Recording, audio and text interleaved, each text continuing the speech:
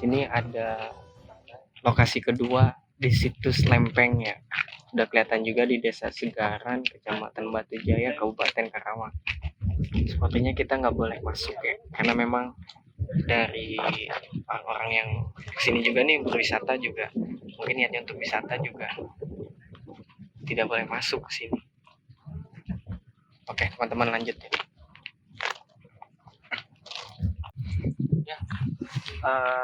Teman-teman, di sini ada lokasi situs Blandongan, termasuk dari situs Candi Jiwa juga salah satunya. Berarti yang pertama di sana Candi Jiwa, kedua situs Lempeng, ini situs Blandongan.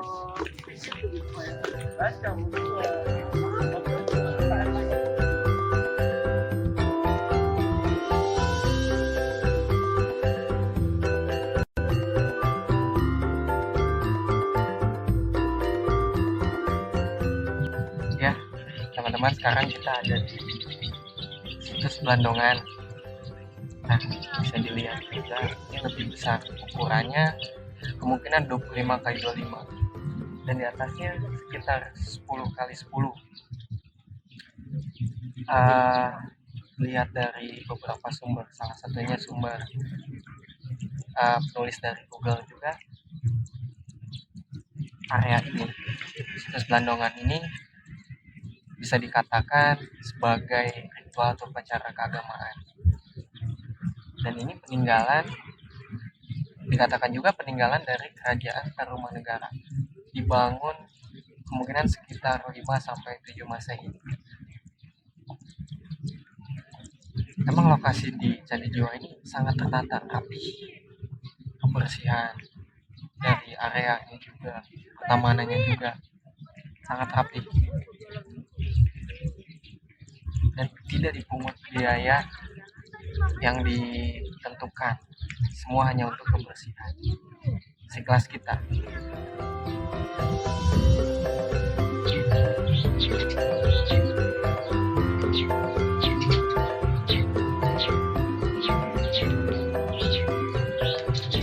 Ya, teman-teman, ini ada deskripsi Candi Blandongan ya, situs Blandongan ini dari Balai Pelestarian Cagar Budaya Banten. Ini deskripsinya. Mungkin sama teman-teman juga boleh bisa dibaca. Sudah jelas dengan SK Kemendikbud koordinatnya juga. Ya, boleh ngobrol. Oke,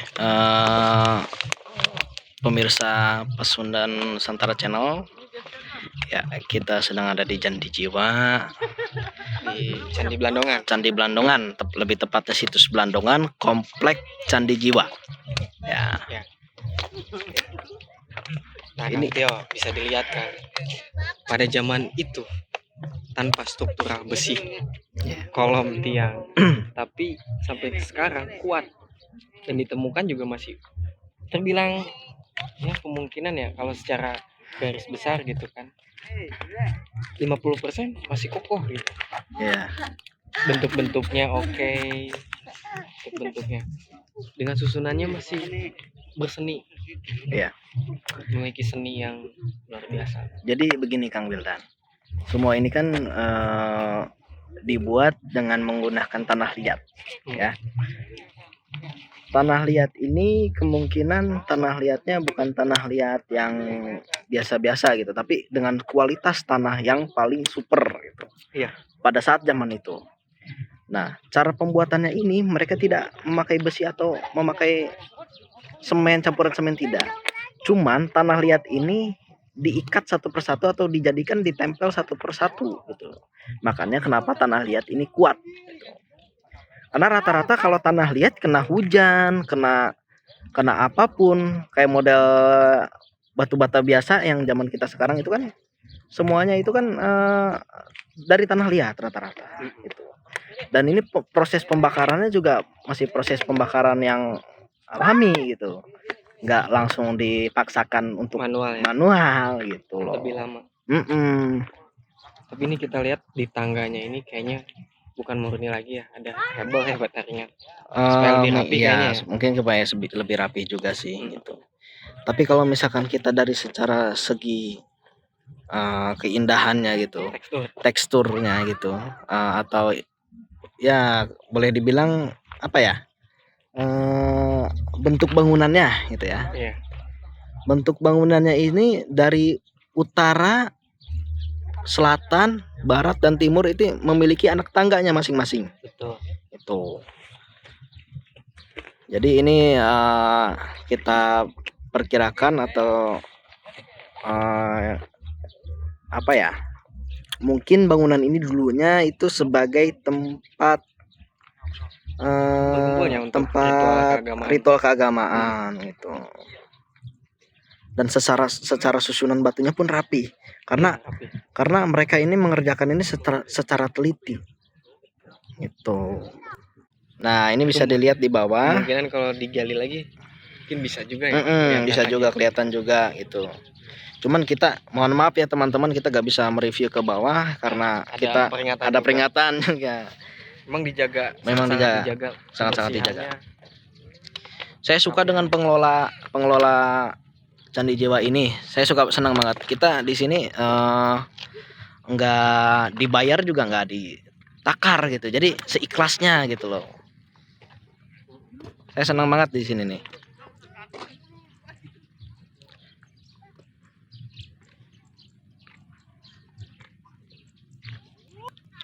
Nah, teman-teman, kemungkinan besar bangunannya dulu ini tinggi, teman-teman. Hanya saja karena mungkin termakan waktu yang sangat lama, mungkin sebagian bangunannya sudah ada yang hilang. Gitu. Tapi ini adalah salah satu pembelajaran bagi pemuda-pemuda di Nusantara juga, bahwa semua ini sejarah kita nih, sejarah bangsa kita, gitu loh.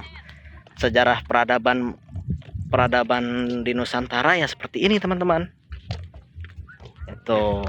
Kita bisa lihat juga ini menjadi destinasi wisata. Iya. Banyak orang yang kesini juga untuk foto-foto, piknik juga. Iya. Bisa keluarga, anak-anak muda. Betul. Makanya untuk para anak-anak muda zaman sekarang, jangan lupa dengan sejarah bangsa kita nih, ya kan? Sejarah bangsa kita, sejarah peradaban manusia, yang manusia zaman lampau lah, peradaban zaman dulu lah istilahnya gitu. Nah, seperti inilah. Sebenarnya di sini itu ada 60 berapa ya? 63 titik ya. Ya, informasinya. Pas kita awal masuk pendaftaran. Itu 63 titik.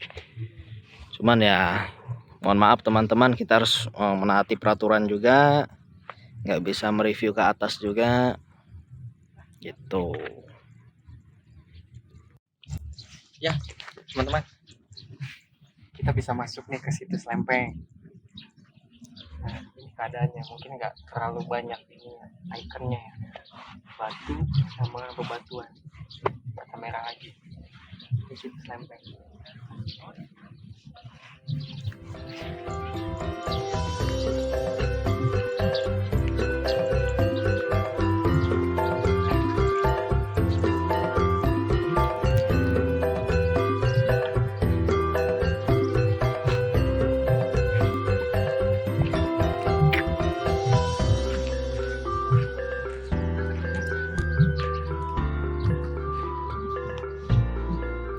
Kawan-kawan, kita dapat lokasi yang kita bisa megang batangnya.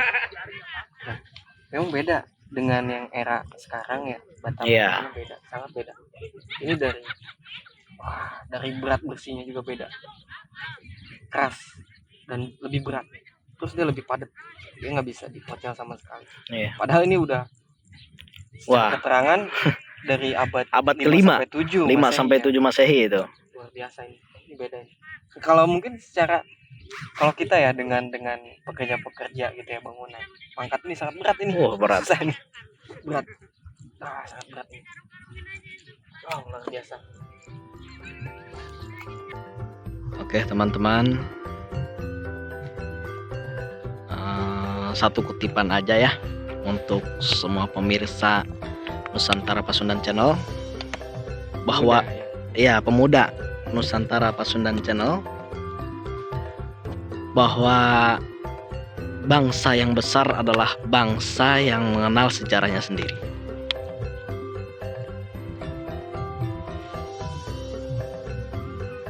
Masih bersama Kang Wildan. Ini kita sebenarnya nggak direncanain ya Kang ya, iya. nggak direncanain sama sekali ini, Nah, gitu. karena kita kerja juga di Karawang, kita ada waktu senggang waktu kita Iya. Lagi kita coba aja deh ke sini gitu kan. Akhirnya alhamdulillah perjalanan ya lancar walaupun agak sedikit hujan tadi, tapi ya nggak masalah sih.